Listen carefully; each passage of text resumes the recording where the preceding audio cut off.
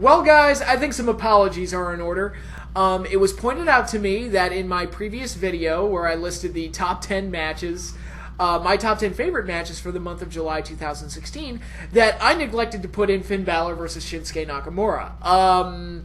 This was an error in judgment. The match completely slipped my mind when I made the list. And that was wrong of me. That match should have definitely been in the top 5 for the month. I've actually adjusted the list. If you go back and look at the description box of the previous video, I've adjusted the list. I think I put it at number 4, which, it's behind Sami Zayn and Kevin Owens and Ishii versus Tenzan, and my number 1 match was Prince Puma versus Rey Mysterio. So, it was up in that same company, though.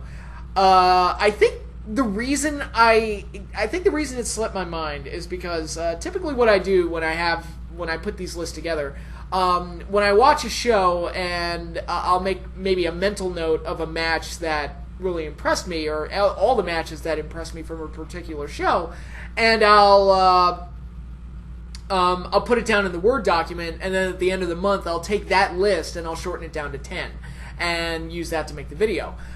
I'm going to assume that maybe either I forgot to put it down in the Word document after that particular episode of NXT, or maybe while I was shortening the list, I accidentally crossed out that match in the process, and just an errant, highlight and backspace error. But whatever happened, that was a severe error in judgment. I've adjusted the list. If you go back and look at the previous video and look at the description box, I have adjusted the list to account for it. So yeah, that match definitely belonged in the top 5.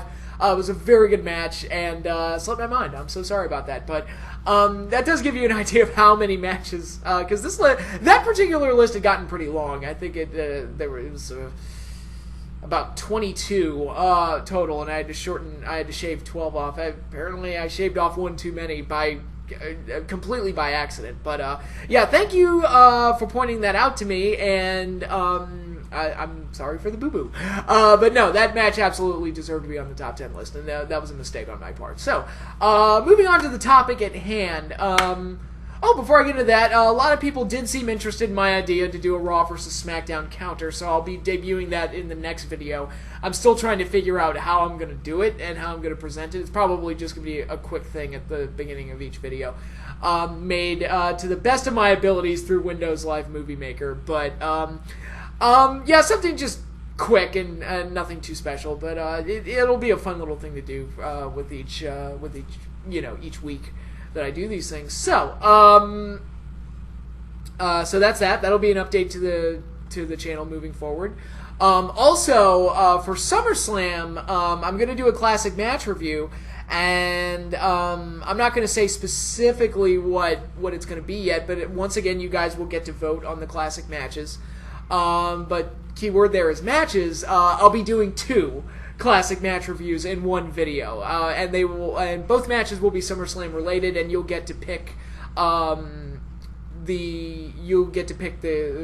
2 matches that I review. Don't get your hopes up too high. It's not going to be anything too crazy, but there will be a classic match review video.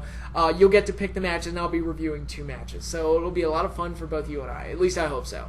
But, moving right along from there, I want to get into the topic at hand, and I wanted to talk a little bit about squash matches, because Raw lately has been doing squash matches on TV, largely with Nia Jax and Braun Strowman.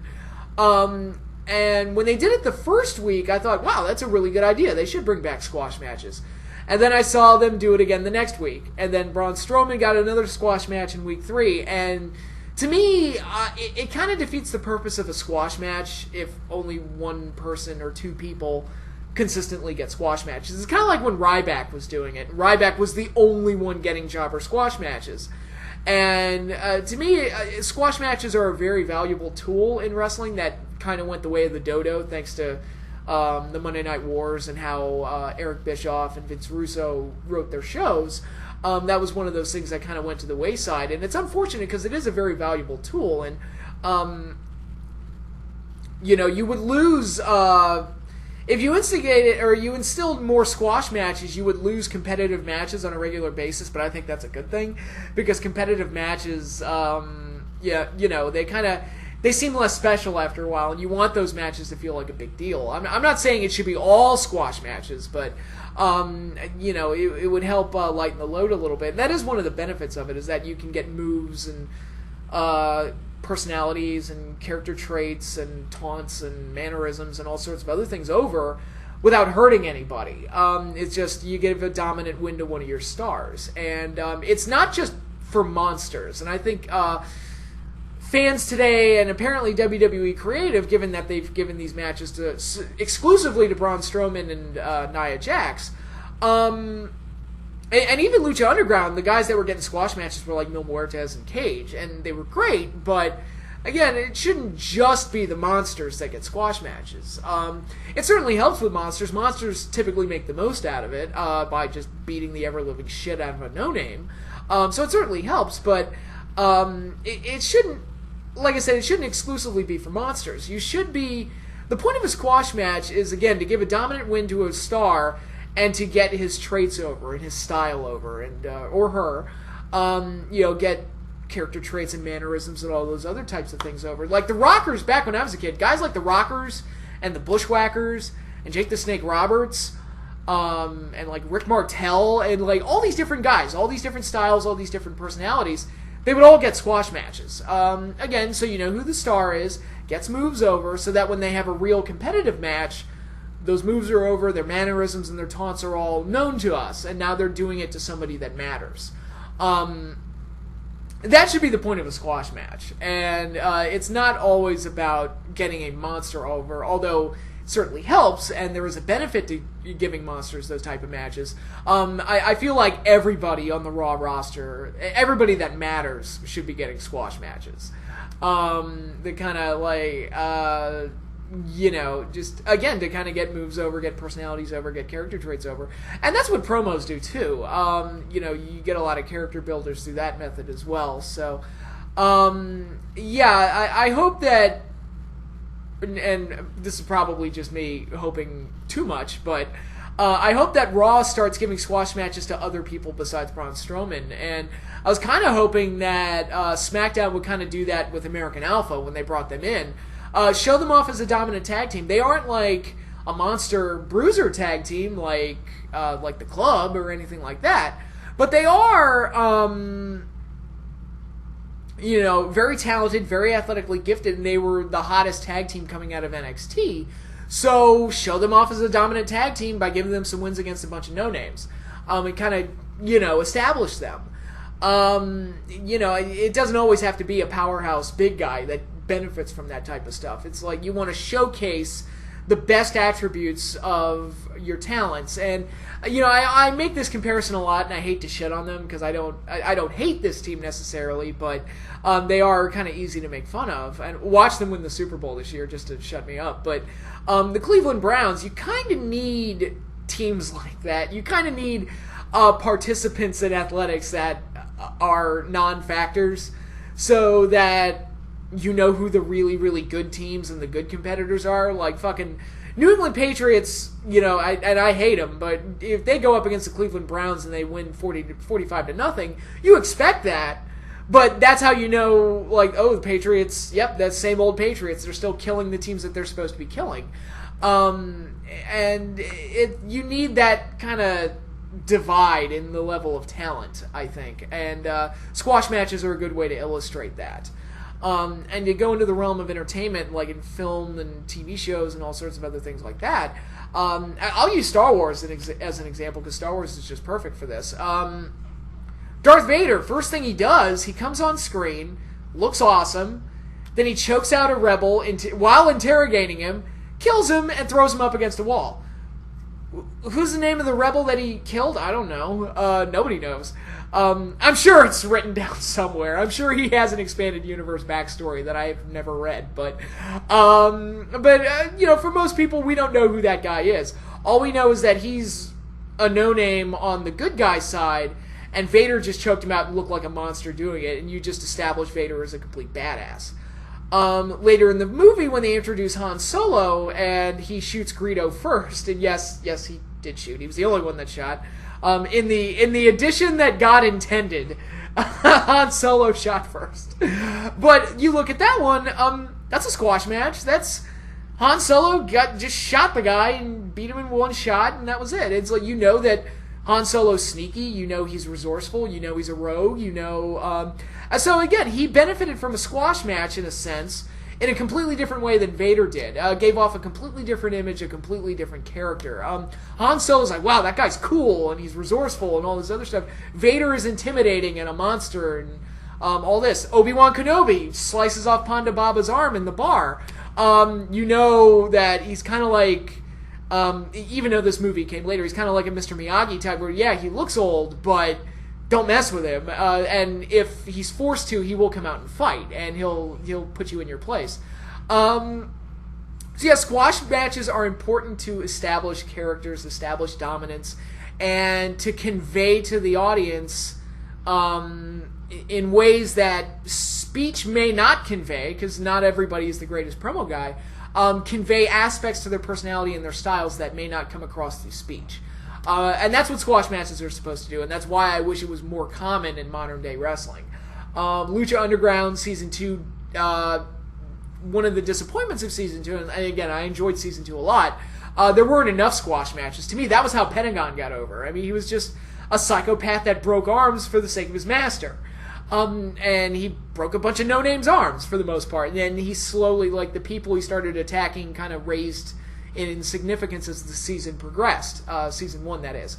So, yeah, I love that type of stuff. And I'd like to see more squash matches on Raw, SmackDown. NXT has them from time to time. You know, I'd love to see all wrestling promotions have something like that. Just to, I'm not saying they need to be on pay-per-view. I'm not saying that they all, you know, need to be squash matches, but making it a more common thread or a more common place on the show, I think would be beneficial to their talents. It would be beneficial to their characters, and it would be beneficial to the show as a whole, because, like I said, you're not giving away big matches every week. And I'm looking at the SummerSlam card right now and what it's shaping up to look like.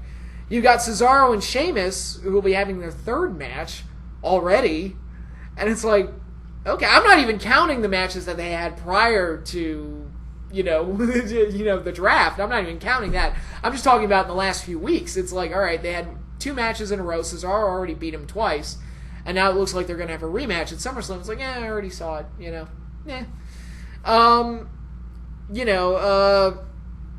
Trying to think of some other cases. I feel like Sasha and Charlotte, they already did the match on Raw, but they've had so many tag matches and stuff that I feel like I've seen that match a dozen times. Not that it would be bad. I'm sure the match would be very good.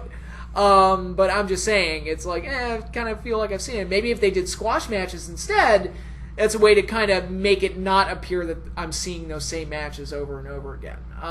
You know, it helps.